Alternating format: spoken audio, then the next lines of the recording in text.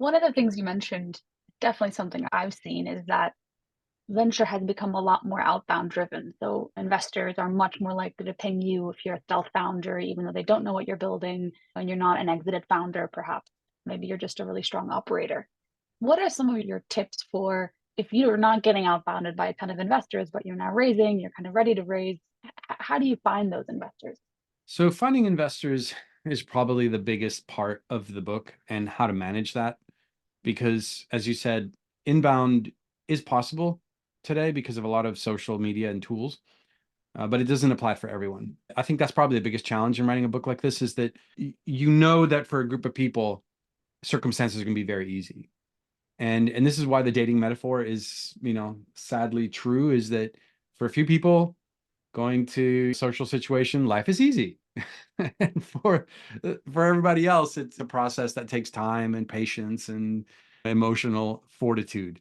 And so that whole process involves usually having to organize the criteria that you're looking for in an investor into a sub list of investors that are investing in what you're doing. So I think probably the biggest mistake people make is that they don't curate the list of investors. They just spam everyone. It's probably the biggest mistake. But once you have a nicely curated list of who you think would be a good match for you, and based on their previous investments, that they have no conflicting investments, there's a blog post we put out that has like a pipeline management for that on a Google Sheet. If you don't even need to read the book to get access to that, it's on Medium, I think.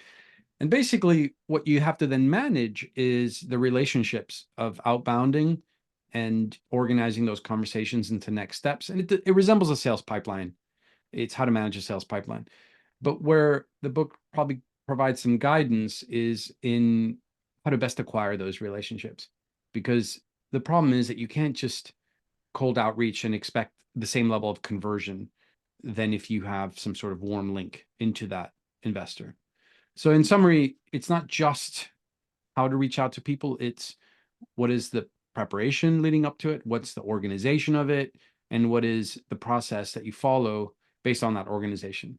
Makes a lot of sense. And yeah, even mentioned in your book, right? Look through all your contacts on LinkedIn, find that person who has that warm relationship to a VC that you think could be compelled by your vision and reach out that way, right? There's a ton of nifty things that you can do to get better access than just a cold outreach.